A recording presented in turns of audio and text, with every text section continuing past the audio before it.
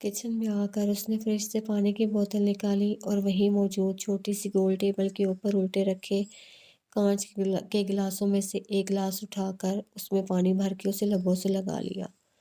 ابھی وہ پانی پی ہی رہی تھی کہ اسے محسوس ہوا جیسے کہیں سے کٹر پٹر کی کچھ آواز آ رہی ہے، جیسے کوئی کچھ چبا رہا ہو۔ اس نے گلاس ٹیبل پر رکھتے ہوئے غور کیا تو اندازہ ہوا کہ آواز اسی ٹیبل کے نیچے سے آ رہی ہے۔ اس آواز کے تعاقب میں وہ آہستہ آہستہ نیچے جھکی، پر جیسے ہی اس کی نظر ٹیبل کے نیچے پڑی اس کے ہوش خطا ہو گئے۔ نیچے ایک عجیب پوری طرح جلی ہوئی لڑکی بکھرے بالوں کے ہمراہ بیٹھی بڑے ہی انہماک سے کچھ کچا گوشت ہڈی سمیت بڑے ہی جارحانہ طریقے سے کھا رہی تھی، اور جیسے ہی اس کی لال انگارہ نظریں صوفیہ پر پڑی اس نے غراتے ہوئے اپنے نوکیلے ناخنوں سے اس کی آنکھ پر حملہ کر دیا، جس کے باعث صوفیہ کی دونوں آنکھیں خون کے فوارے کے ساتھ باہر نکل کر گر گئیں۔ نہیں! صوفیہ حلق کے بل چلاتی ہوئی اٹھ بیٹھی، اور اس کی آواز پر شجاع بھی ہڑبڑا کے اٹھا اور برق رفتاری سے اس کے پاس بیڈ پر آیا، جو کہ دونوں آنکھوں پر ہاتھ رکھے کرب سے رو رہی تھی۔ صوفیہ، کیا ہوا؟ اس نے اس کا چہرہ اپنی جانب کرتے ہوئے پکارا۔ میری آنکھیں! وہ ہنوز ان پر ہاتھ رکھے بری طرح رو رہی تھی۔ کیا ہوا تمہاری آنکھوں کو؟ اسے بھی تشویش ہوئی۔ اس نے نوچ ڈالی میری آنکھیں، اس نے اسی انداز میں بتایا۔ کس نے نوچ ڈالی؟ دکھاؤ مجھے، اس نے کہتے ہوئے اس کے دونوں ہاتھ ہٹائے۔ ادھر دیکھو میری طرف، میں نظر آ رہا ہوں تمہیں۔ شجاع نے دونوں ہاتھوں سے اس کا چہرہ پکڑ کر اسے اوپر اٹھایا، جس پر اس نے روتے ہوئے نظریں اٹھا کر اسے دیکھا تو سائیڈ لیمپ کے مدھم روشنی میں وہ اسے ٹھیک نظر آیا۔ ہاں، اس نے دھیرے سے جواب دیا۔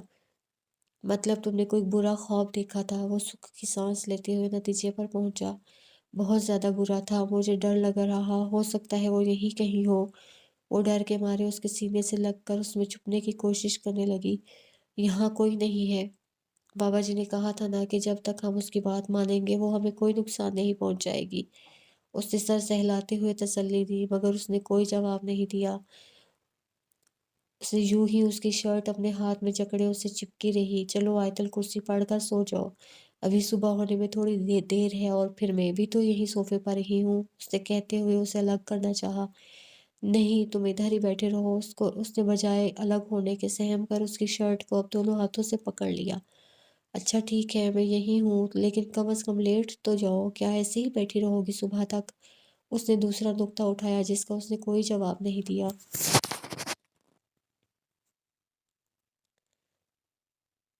پھر وہ اسے یوں ہی پکڑے ہوئے تھوڑا سا پیچھے سرکا اور بیڈ گراؤنڈ سے ٹیک لگا کر پیر سیدھے کر لیے، جس کے ساتھ صوفیہ بھی ہنوز اس سے چپکی اس کے سینے پر سر رکھ کر لیٹ گئی۔ شجاع نے کمبل کھینچ کر اپنے اور اس کے اوپر کر لیا۔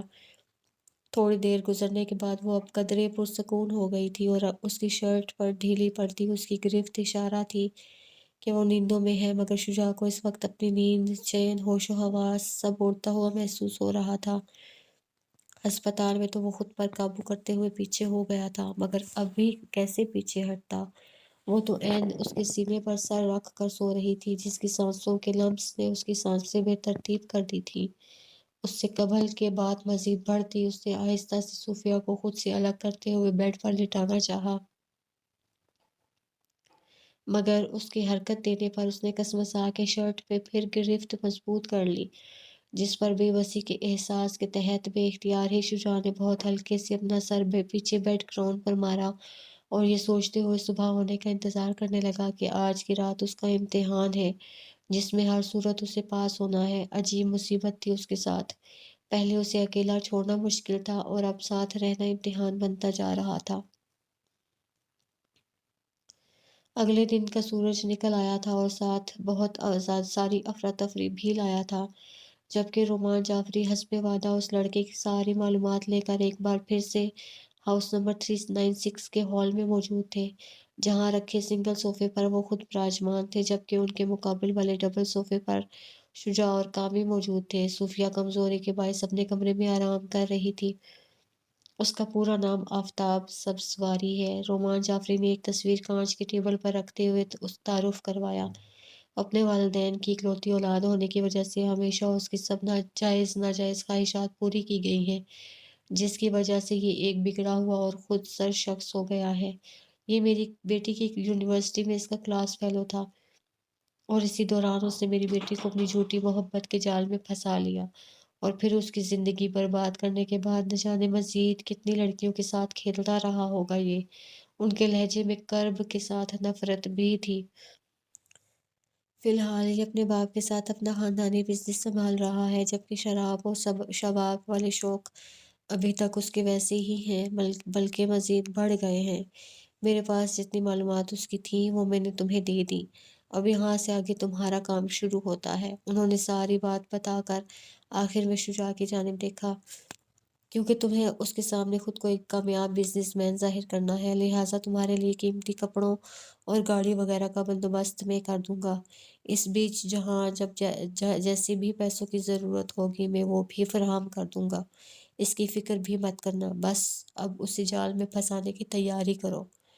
انہوں نے مزید کہا، جس پر شجاع نے اسبات میں سر ہلاتے ہوئے پرسوچ انداز میں ٹیبل پر رکھی تصویر اٹھا لی اور بغور اسے دیکھنے لگا، جس میں بلیک چمکتی ہوئی کار سے ٹیک لگائے ایک وجیح نوجوان بڑی شان سے کھڑا تھا، جو کہ آفتاب سبزواری تھا۔ سورج عروج کی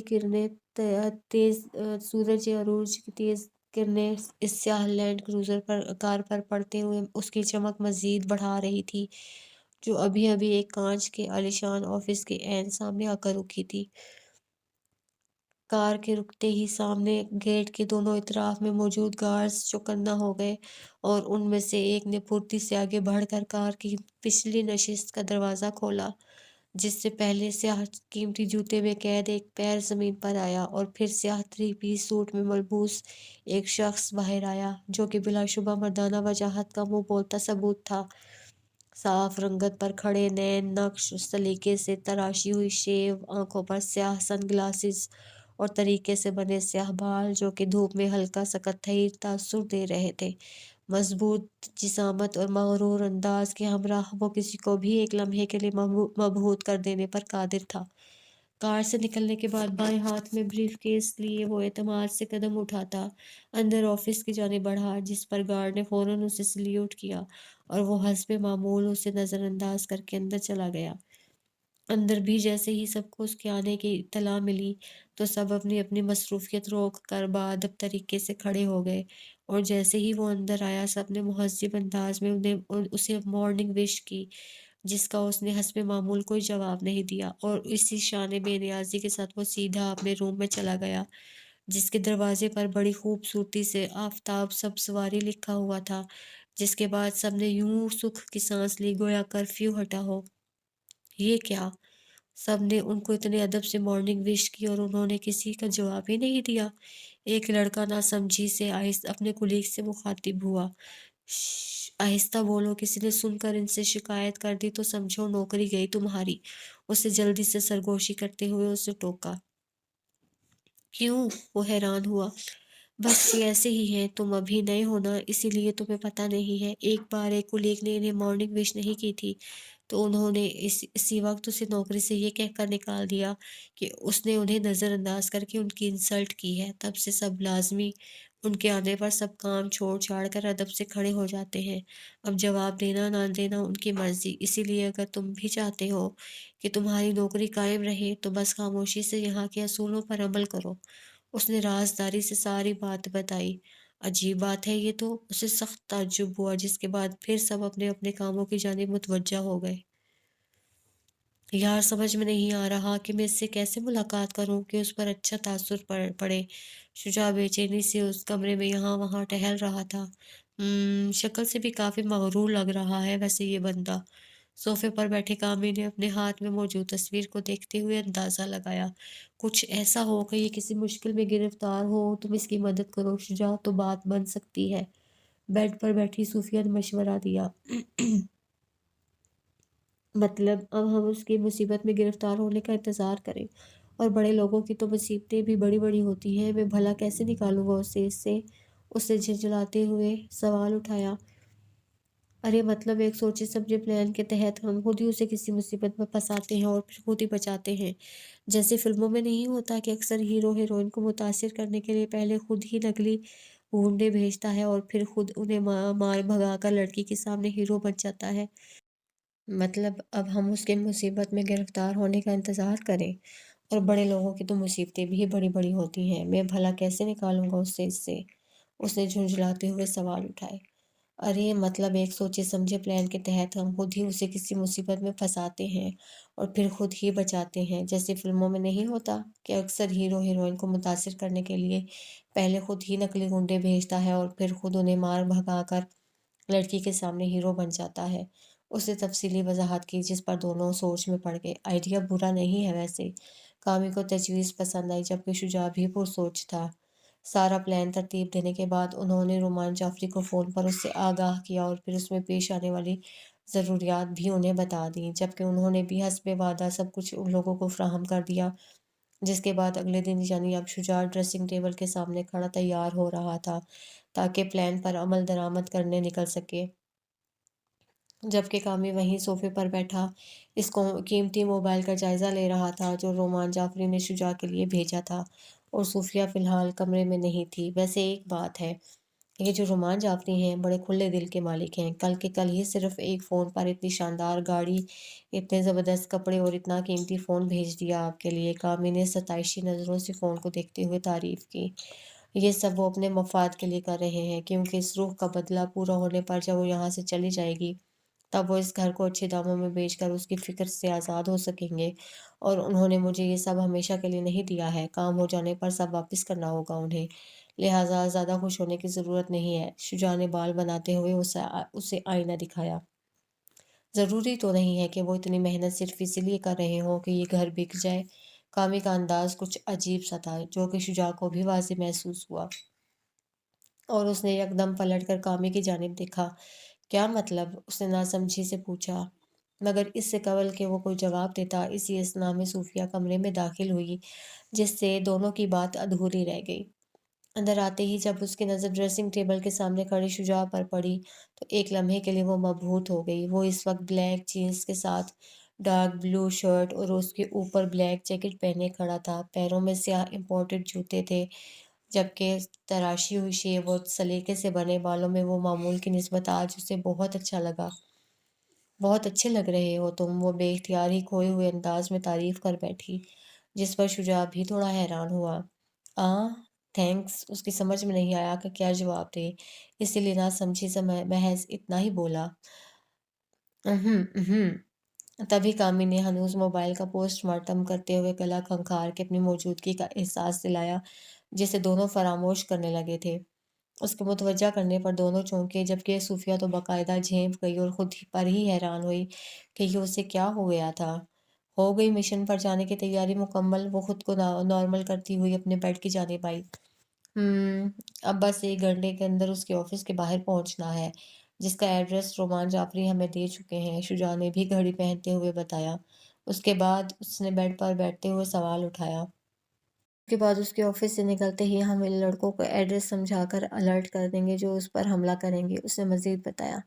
बेस्ट ऑफ लक, वो एक उम्मीद से बोली। थैंक्स, चलो कामी, उससे कहते हुए ड्रेसिंग टेबल पर से कार की चाबी उठाई, जिसके बाद वो भी सोफे पर से उठ खड़ा हुआ और हनूज मोबाइल में ही मसरूफ कमरे से बाहर निकल गया। उसके पीछे शुजा भी बाहर आने लगा, मगर न जाने उसके दिल में क्या आई कि दरवाजे की हैंडल पर हाथ रखे हुए वो सूफिया की जानिब पलटा, जो उसे ही देख रही थी, जबकि कामी अपनी धुन में मगन सीढ़ियां उतर गया। वो शायद कुछ कहना चाह रहा था और वो भी शायद कुछ सुनने की मुंतजिर थी, मगर खामोशी थी कि पीछा नहीं छोड़ रही थी। अपना ख्याल रखना, अल्लाह हाफिज़, वो बस इतना ही बोला। तुम भी अल्लाह हाफिज़, उसने ताकीद की, जिसके बाद वो फिर दरवाज़ा बंद करता हुआ चला गया, जबकि सूफिया ने एक बेड ग्राउंड से टेक लगाई और गहरी सांस लेकर वो खुशबू अपने अंदर उतारने लगी जो कुछ देर कबल वो लगा कर गया था।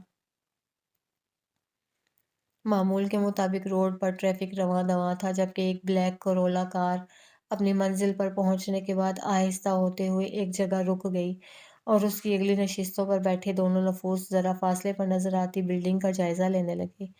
यही है उसका ऑफिस, कामी ने तायद चाही। हाँ, रोमान जाफरी ने यहीं का एड्रेस दिया था और कहा था कि 5 बजे वो वापसी के लिए रवाना होता है, उसने भी बिल्डिंग की जानिब देखते हुए बताया।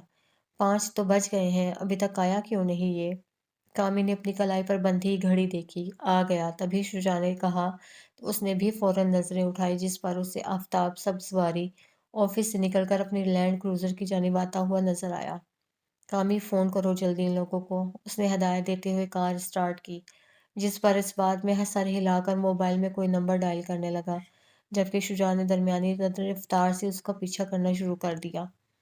وہ لوگ اپنی جگہ پر پہنچ گئے ہیں شجاع بھائی، اس نے لائن ڈسکنیکٹ کرتے ہوئے بتایا۔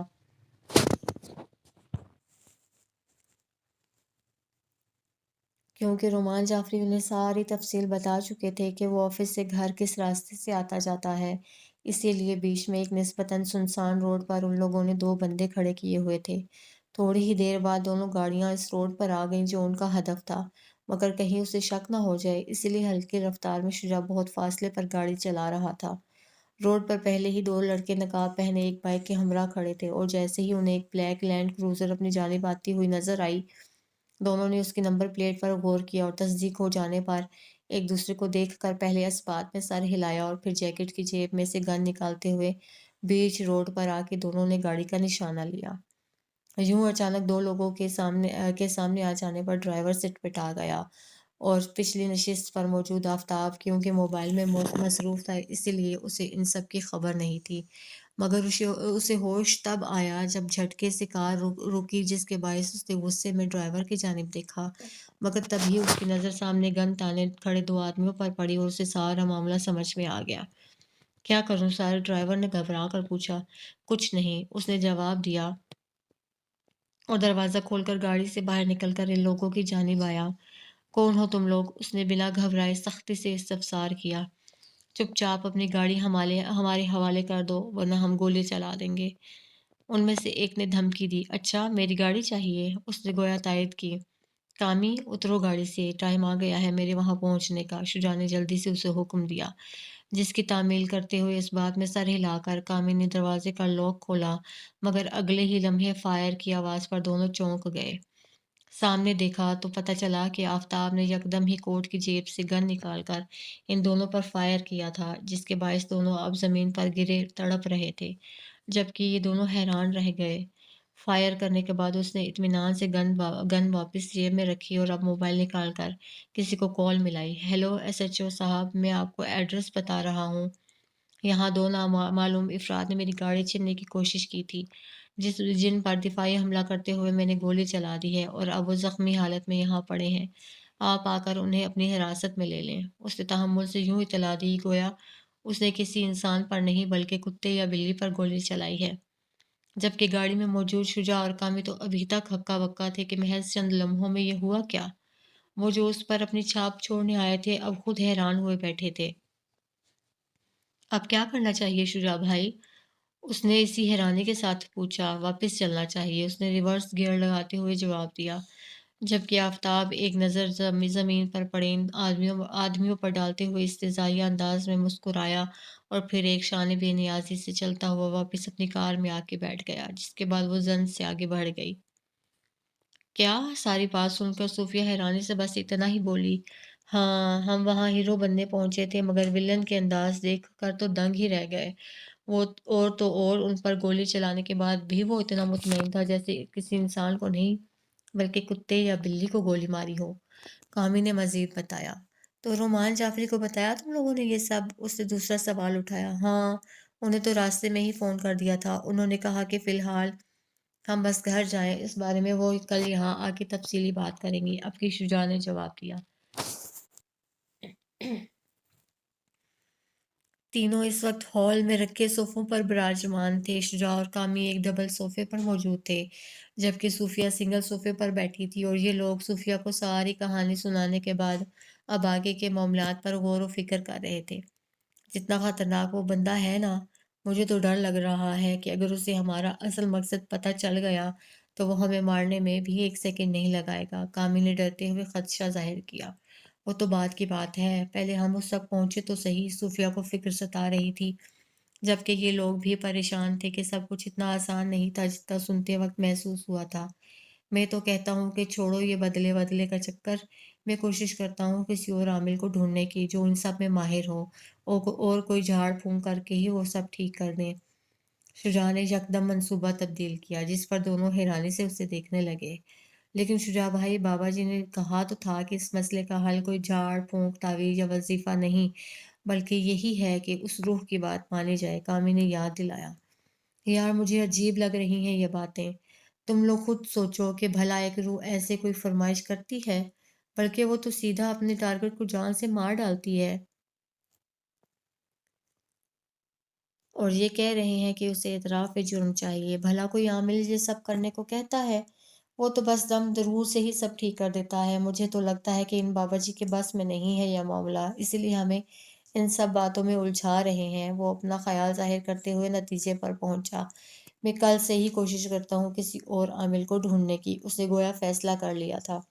جبکہ صوفیہ اور کامے نے پہلے حیرانی سے اسے دیکھا اور پھر ایک دوسرے کو دیکھنے لگے۔ یہ دن تو یوں ہی ناکام گزرا اور اب امتحان لینے رات آ پہنچی تھی، جس کے بعد اب صوفیہ اپنے کمرے میں تھی، جبکہ شجاع باہر گیلری کی ریلنگ کے پاس کھڑا باہر کے سناٹے کو دیکھتے ہوئے سگریٹ پی رہا تھا۔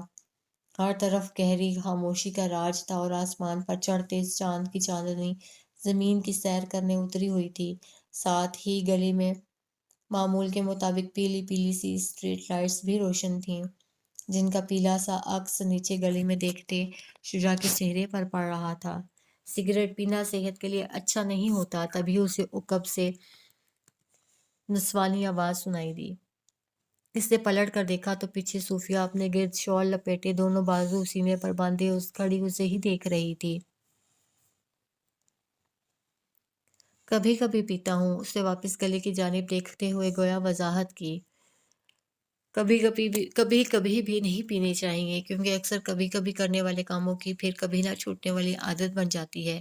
اس نے اس کی جانب آتے ہوئے فلسفہ دیا۔ تم سوئے کیوں نہیں ابھی تک؟ بجائے جواب دینے کے اس نے بات ہی بدل دی۔ سگریٹ وہ ہنوز پی رہا تھا۔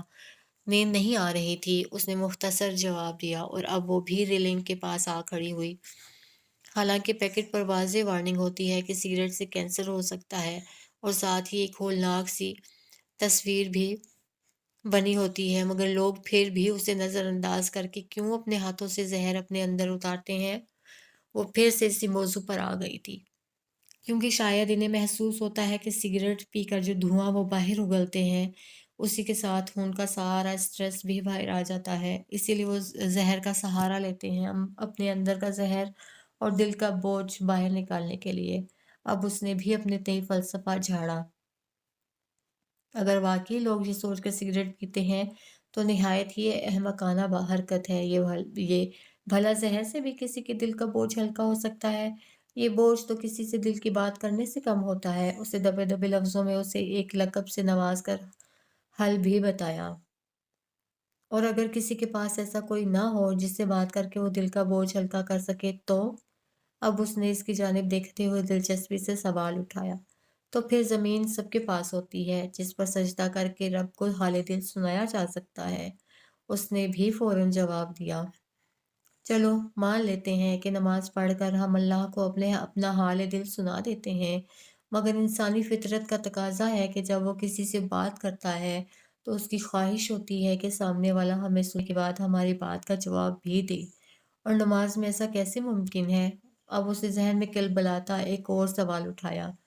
تو پھر نماز پڑھنے کے بعد وہ قرآن پڑھے اور دیکھے کہ اللہ پاک اس سے کیا فرما رہا ہے، کیونکہ حضرت علی کا قول ہے کہ جب میرا اللہ سے بات کرنے کو دل چاہتا ہے تو میں نماز پڑھتا ہوں، اور جب دل کرتا ہے کہ اللہ پاک مجھ سے بات کرے تو میں قرآن پڑھتا ہوں۔ اور شاعر مشرق علامہ اقبال صاحب کے والد نے بھی انہیں تاکید کی تھی کہ جب بھی قرآن پڑھو یہ سوچ کر پڑھو کہ اللہ مجھ سے مخاطب ہے۔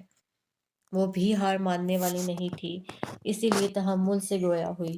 لیکن قرآن میں تو انبیاء کا ذکر ہوتا ہے، اللہ پاک اس میں ہم سے کیسے مخاطب ہو سکتا ہے؟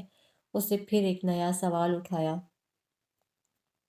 انبیاء کی مثال دیتے ہوئے تو اللہ پاک ہم سے مخاطب ہوتا ہے، جیسے کہ یوسف علیہ السلام کی مثال ہمیں بتاتی ہے کہ دنیا تمہارا کتنا ہی برا کیوں نہ چاہ لے، مگر جب تک تمہارا رب تمہارے ساتھ ہے تمہیں کچھ نہیں ہوگا۔ ابراہیم علیہ السلام کی مثال ہمیں بتاتی ہے کہ جو بندے رب کی خوشنودی کے لیے اپنا سب سے قیمتی اثاثہ تک قربان کرنے کو تیار ہوتے ہیں، اللہ پاک ان کو کیسا صلہ دیتا ہے۔ ان کے علاوہ بھی تمام انبیاء اور سب سے آخر میں خاتم النبیین حضور صلی اللہ علیہ وآلہ وسلم کی مکمل حیات، ان کی ذات ہمارے لیے کامل مثال ہے کہ مشکلوں کا سامنا کس طرح کرنا ہے، خوشیاں کیسے منانی ہیں، اور ایک اچھی زندگی کیسے گزاری جا سکتی ہے جس سے آخرت بھی سنور جائے۔ اور پھر بھی ہم کہتے ہیں کہ اللہ ہم سے بات نہیں کرتا۔ دراصل اللہ تو ہم سے بات کرتا ہے، مگر ہم اس کی بات سنتے سمجھتے نہیں ہیں۔ اب کہ اس سے شدت جذبات سے اچھی خاصی تقریر کر ڈالی، جو کہ وہ خاموشی سے سنتا رہا۔ اچھا ٹھیک ہے، لو نہیں پیتا سگریٹ، اس نے کہتے ہوئے انگلی میں دبی سی تقریباً ختم ہوئی سگریٹ نیچے گلی میں پھینکی۔ صرف اسے پھینکنے سے کیا ہوتا ہے؟ جیب میں تو بھرا ہوا پیکٹ موجود ہوگا جس میں سے ایک نئی سگریٹ نکال کر دوبارہ سلگائی جا سکتی ہے۔ اس نے لاپرواہی کا مظاہرہ کرتے ہوئے طنز مارا۔ ہاں ہے، لیکن اتنا لمبا لیکچر سننے کے بعد پیوں گا نہیں، صرف ایک سگریٹ پر اتنی کلاس ہو گئی، پورے پیکٹ کے بعد تو شاید تم مجھے سزا موت ہی سنا دو، اس نے مسکراتے ہوئے کہا۔ سزائے موت سنانے کی نوبت ہی نہیں آئے گی، کیونکہ ایسے کام کرنے کے بعد لوگ موت کو خود ہی دعوت دے چکے ہوتے ہیں۔ خیر، مجھے کیا، تمہارا جو دل چاہے کرتے رہو، شب بخیر، اس سے طنز مارتے ہوئے بات سمیٹی اور پھر واپس اپنے کمرے کی جانب چلی گئی، جبکہ وہ ناسمجھی سے بس اسے دیکھ کر رہ گیا کہ اتنا لمبا لیکچر دینے کے بعد کتنے آرام سے اس نے کہا تھا کہ مجھے کیا، تمہارا جو دل چاہے کرتے رہو، مطلب کھائی میں کودنے کی اجازت دے دی گئی تھی، مگر پیروں میں زنجیر باندھنے کے بعد کہ کوشش کے باوجود بھی کودا نہ جائے۔ وہ یوں ہی سب سوچتے ہوئے بے ساختہ مسکرا دیا۔ دور کہیں ویرانے سے آتی کتوں کی آواز نے رات کے سناٹے کو مزید ہولناک بنا رکھا تھا، جبکہ ان سب سے بے خبر شجاع صوفے پر لیٹا محو خواب تھا۔ تبھی یکدم کسی جانور کی دل خراش چیخ سنائی دی، گویا وہ شدت تکلیف میں ہو، اور یہ چیخ اتنی شدید تھی کہ اس کے باعث اس کی نیند ٹوٹ گئی اور وہ نہ سمجھی سے آنکھیں پٹپٹانے لگا۔ پھر اس نے گردن موڑ کر بیڈ کی جانب دیکھا کہ آیا صوفیہ ٹھیک سے سو رہی ہے، مگر وہاں دیکھتے ہی اس کی مندی مندی آنکھیں پوری کھل گئیں، کیونکہ اس کے ہوش جو اڑ گئے تھے یہ دیکھ کر کہ وہ بستر پر نہیں تھی اور کمرے کا دروازہ ادھ کھلا تھا۔ وہ ہڑبڑا کے اٹھا اور برق رفتاری کے ساتھ کمرے سے باہر نکلا کہ اسے ڈھونڈ سکے، مگر اسے زیادہ محنت نہیں کرنی پڑی، کیونکہ کمرے سے باہر آتے ہی اسے اس کھلی گیلری میں چاند کی روشنی میں سامنے ہی بکھرے بالوں کے ہمراہ صوفیہ گھٹنوں کے بل بیٹھی نظر آئی، جس کی پشت شجاع کی جانب تھی، مگر ایسا لگ رہا تھا جیسے وہ کچھ کرنے میں مصروف ہے، اور ساتھ ہی اس کے پاس سے کچھ کھٹر پٹر کی آوازیں بھی آ رہی تھیں۔ وہ آہستہ آہستہ قدم اٹھاتا اس کی جانب آیا کہ دیکھ سکے ماجرا کیا ہے، اور جیسے ہی وہ اس کے عقب میں پہنچا تو اس کا دل دھک سے رہ گیا، کیونکہ صوفیہ کے سامنے ایک بھورے رنگ کی بلی مری پڑی تھی، جس کا پیٹ بے دردی سے پھاڑ دیا گیا تھا، اور اب وہ دونوں ہاتھوں کی مدد سے بڑے ہی مزے کے ساتھ اسے نوچ نوچ کر کھانے میں مصروف تھی، جبکہ شجاع کو یہ دیکھ کر بے اختیار ہی اکائی آئی، اور تبھی اس کی موجودگی محسوس کرتے ہوئے صوفیہ نے پلٹ کر اس کی جانب دیکھا، جس کی آنکھیں حسب سابق سفید ہو چکی تھیں اور منہ پر ہونٹوں کے اطراف خون لگا ہوا تھا۔ اسے دیکھتے ہی وہ خوفناک انداز میں ہنسی اور وہاں سے اٹھ کر شجاع کو دھکا دیتے ہوئے بھاگ کر سیڑھیوں کی جانب آئی، مگر اس سے قبل کہ وہ پہلی سیڑھی پر قدم رکھتی، اس نے جلدی سے آ کر اس کا بازو پکڑ لیا، جس پر وہ یکدم طیش میں آ گئی اور بری طرح گھرانے لگی، مگر اس نے بھی ہار نہیں مانی اور اسے کھینچتے ہوئے کمرے میں لے جانے کی کوشش کرنے لگا، جس کی وہ پرزور مزاحمت کرتی رہی۔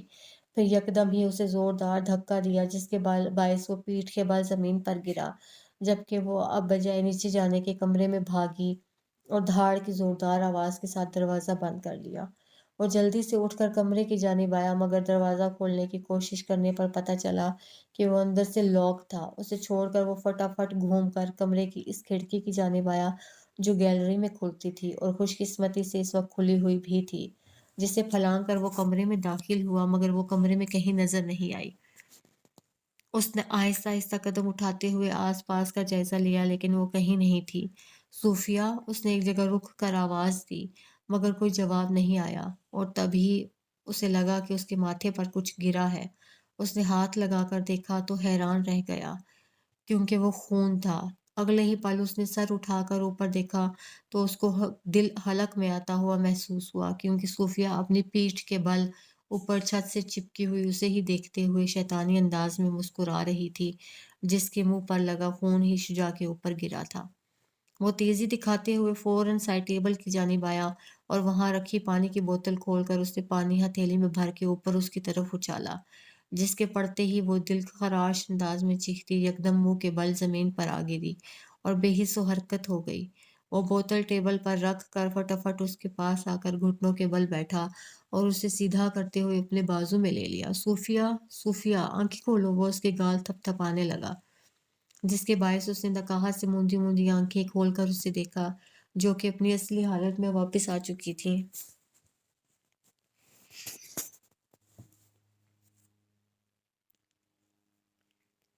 صوفیہ، میری آواز آ رہی ہے تمہیں؟ وہ اسے مکمل ہوش میں لانے کی کوشش کرنے لگا، مگر کچھ جواب دینے کے بجائے اس نے ابکائی لیتے ہوئے یکدم گردن موڑی اور اگلے ہی پل وہیں فرش پہ الٹی کر دی، کیونکہ جو وحشیانہ حرکت کچھ دیر قبل اس نے سرزد کی تھی وہ اس کا معدہ ہضم نہیں کر سکا، جبکہ شجاع نے اسے سہارا دے کر سیدھا کیا اور اس کی پیٹھ سہلانے لگا تاکہ اسے آسانی ہو۔ جب تھوڑی دیر بعد اس کی قے رک گئی تو شجاع نے اسے بازوؤں میں اٹھایا اور باتھ روم میں لے آیا، جہاں لا کر اس نے صوفیہ کو باتھ ٹب میں بٹھا کر اس کا شاور آن کر دیا تاکہ اس پر سے وہ نجاست صاف ہو سکے اور وہ تھوڑی دیر ہوش میں آئے، جبکہ اس کے نزدیک ہونے کی وجہ سے وہ ساتھ ساتھ خود بھی بھیگنے لگا، جو کہ اپنے ہاتھ سے اس کے منہ صاف کرنے میں مصروف تھا۔ وہ پوری طرح بھیگ گئی، منہ اور ہاتھوں پہ لگا سارا خون دھل گیا اور اسے تھوڑا ہوش آیا تو احساس ہوا کہ اس نے پھر کچھ الٹا سیدھا کیا ہے، جس کے باعث اسے اپنی بے بسی پر رونا آ گیا۔ کیوں رو رہی ہو؟ اس نے نرمی سے استفسار کیا۔ اپنی بے بسی پہ، یہ سب میری وجہ سے ہو رہا ہے، اگر میں ایک ہی بار مر جاؤں تو سب ٹھیک ہو جائے گا، وہ ہنوز روتے ہوئے بولی۔ نہ تو یہ اس مسئلے کا حل ہے اور نہ تم اس مصیبت کی وجہ ہو، اسی لیے الٹی سیدھی باتیں سوچنا بند کرو۔ اس نے اس کا چہرہ دونوں ہاتھوں سے تھام کر نرمی سے ٹپٹا۔ تو اور میں کیا کروں؟ پچھلے کچھ عرصے سے لگ رہا ہے جیسے میں نہیں رہی، مجھے خود کی یاد آ رہی ہے، اور پھر تمہیں بھی تو کتنا نقصان پہنچا چکی ہوں میں۔ اس نے شجاع کے گلے پہ موجود کٹ کے نشان پہ دکھ سے ہاتھ پھیرا۔ تم نے کوئی نقصان نہیں پہنچایا ہے مجھے، اور تم مایوس مت ہو، سب ٹھیک ہو جائے گا، اس نے کہتے ہوئے ذرا سا آگے ہو کر اسے سینے سے لگایا۔ سر پہ بہتے شاور کے نیچے بھیگتے ہوئے اس کے سینے سے لگی وہ ہلکی ہلکی سسکیاں لے رہی تھی، جبکہ اس کا سر سہلاتے ہوئے وہ کسی گہری سوچ میں گم تھا۔ چڑیاؤں کی میٹھی سی چہچہاہٹ نے بڑے پیار سے زمین پر اترنے والی صبح کو خوش آمدید کہا، جبکہ کرنوں نے بھی کھلی کھڑکی سے کمرے میں داخل ہو کر اس کے مکینوں کو سلام عرض کرنا چاہا، جو کہ ابھی تک سو رہے تھے۔ مگر تھوڑی ہی دیر بعد ہلکی سی کسمساہٹ کے ساتھ شجاع بیدار ہونے لگا، جو کہ بیڈ پر سویا ہوا تھا، اور جب اس کی نظر اپنے سینے پر رکھے سوتی صوفیہ پر پڑی تو اس ذہن نے بھی بیدار ہو کے گزشتہ رات کا قصہ یاد کرنے کی کوشش کی، جس کے بعد پتہ چلا کہ اس سارے ہنگامے کے بعد اسی کے متعلق سوچتے اور اس کا سدباب ڈھونڈتے وہ سو گئے تھے۔ شجاع نے اسے خود سے الگ کرتے ہوئے بیڈ پر لٹانا چاہا تو اس سے اس کی بھی نیند ٹوٹ گئی، اور اس نے موندی موندی نظروں سے اس کی جانب دیکھا، اور تھوڑے حواس بحال ہونے پر جب اسے احساس ہوا کہ وہ کہاں ہے تو خود ہی سے رکھ کر اس سے ذرا فاصلے پہ ہو گئی، جبکہ وہ بھی اس کے سر کے نیچے سے اپنا بازو ہٹاتے ہوئے اٹھ بیٹھا۔ رات میں تم سے باتیں کرتے کرتے میں بھی یہیں سو گیا، شجاع نے اس کی جھجک بھانپتے ہوئے خود ہی وضاحت کی، جس کا اس نے کوئی جواب نہیں دیا۔ میں فریش ہو کے ناشتہ بناتا ہوں، تب تک تم بھی فریش ہو جانا، وہ کہتے ہوئے بیڈ سے اٹھا اور پھر سیدھا باتھ روم کی جانب بڑھ گیا، جبکہ صوفیہ نے تھک کر پھر آنکھیں موند لیں اور ایک بار پھر وہ ذہن کے پردے پر ابھرے اسی منظر میں کھو گئی جو کل رات رونما ہوا تھا۔ تھوڑی دیر یوں ہی بیٹھے رہنے کے بعد شجاع نے دھیرے سے صوفیہ کو خود سے الگ کیا اور ساتھ ہی ہاتھ بڑھا کر شاور بھی بند کر دیا، جس سے پانی رک گیا۔ میں تمہیں کپڑے لا کر دیتا ہوں، تم چینج کر لو، وہ کہتے ہوئے ہاتھ اٹھ کھڑا ہوا اور پھر باتھ روم سے باہر نکل گیا، جبکہ وہ باتھ ٹب سے سر ٹکائے بے سدھ سی بیٹھی رہی، کیونکہ جب بھی اسے اس قسم کے دورے پڑتے تھے اس کے بعد وہ خود کو بہت کمزور محسوس کرتی تھی، جس سے جسم بھی دکھنے لگتا تھا۔ وہ یوں ہی بیٹھی تھی کہ تھوڑی دیر بعد وہ دوبارہ باتھ روم میں آیا جس کے ایک ہاتھ میں کپڑے اور دوسرے میں تولیہ تھا۔ یہ لو تم کپڑے بدل لو، میں تب تک باہر ہوں۔ اس نے قریب آ کے دونوں چیزیں اس کی جانب بڑھائیں جنہیں اس نے سیدھے ہوتے ہوئے تھام لیا۔ اس کے بعد ایک بار پھر وہ دروازہ بند کرتے ہوئے باہر چلا گیا، جبکہ وہ ٹب سے باہر آ کے کپڑے تبدیل کرنے لگی۔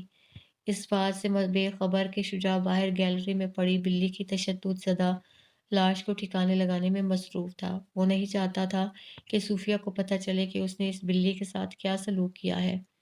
اسی لیے جب تک وہ باتھ روم میں چینج کر رہی تھی، شجاع نے ایک کپڑے میں بلی کی ادھڑی ہوئی لاش لپیٹی اور تقریباً بھاگتے ہوئے جا کر اسے گھر سے باہر ایک خالی پلاٹ میں پھینک آیا۔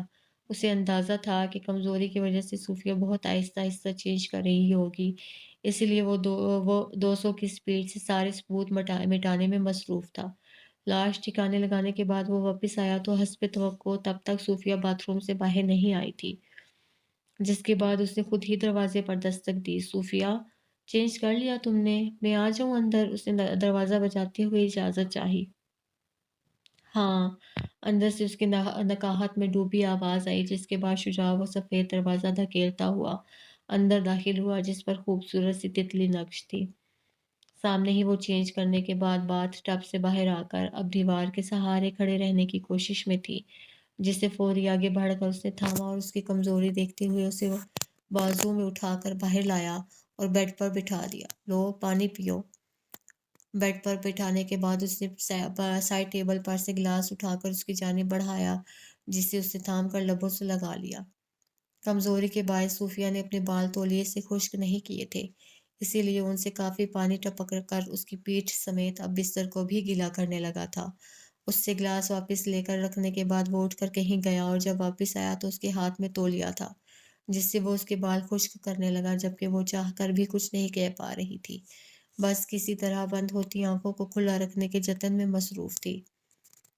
بال صاف کرنے کے بعد اس نے اسے کمبل اوڑھا کر لٹا دیا اور پھر خود باقی رہ جانے والے کام کرنے لگا، جن میں سے پہلے اس نے کمرے کا فرش صاف کیا، پھر باہر گیلری میں پڑا خون، اور ان سب کے بعد آخر میں خود بھی چینج کرنے چلا گیا۔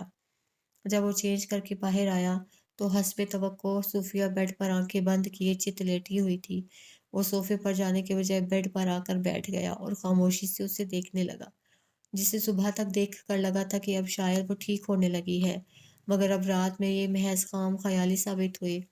شجاع، اس نے بند ہوتی آنکھوں سے پکارا، جبکہ اسے حیرت ہوئی کہ اسے کیسے پتا وہ یہاں بیٹھا ہے۔ بولو۔ اس نے اپنی حیرانی ظاہر نہیں کی۔ یہیں رہنا، اس نے حکم دیا تھا یا فرمائش کی تھی؟ یہ فیصلہ کرنا مشکل تھا۔ یہیں ہوں، بھلا یہاں سے کہاں جاؤں گا؟ اس نے تسلی کرائی۔ پھر تھوڑی دیر یوں ہی بیٹھے رہنے کے بعد جب اس کی کمر تھک گئی تو وہ بھی بیڈ گراؤنڈ سے ٹیک لگائے نیم دراز ہو گیا، جس کے بعد نیندوں میں صوفیہ سے رکھ کر اس کے سینے پر آ گئی اور اس نے بھی بے خبری میں اس کے گرد بازو لپیٹ لیا، اور اس بات کا علم دونوں کو بھی بیدار ہونے کے بعد ہوا۔ صوفیہ، شجاع کی پکار پر اس کی سوچوں کے دھاگے ٹوٹے اور اس نے چونک کر آنکھیں کھولیں۔ میں ناشتہ بنانے جا رہا ہوں، تم بھی فریش ہو جاؤ تب تک، اس نے بیڈ کی جانب آتے ہوئے کہا، جو کہ ابھی ابھی باتھ روم سے آیا تھا۔ اس کے کہنے پر وہ اس بات میں سر ہلا کر اٹھنے لگی، مگر اسے اپنا جسم ہاتھ کانپتا ہوا محسوس ہوا، جو کہ شجاع نے بھانپ لیا۔ میں چھوڑ دوں تمہیں باتھ روم تک؟ اس نے پیشکش کی۔ نہیں، مجھے خود کوشش کرنے دو، اس نے نفی میں سر ہلاتے ہوئے خود پر سے کمبل ہٹایا اور بیڈ کے سہارے سے اٹھ کھڑی ہوئی۔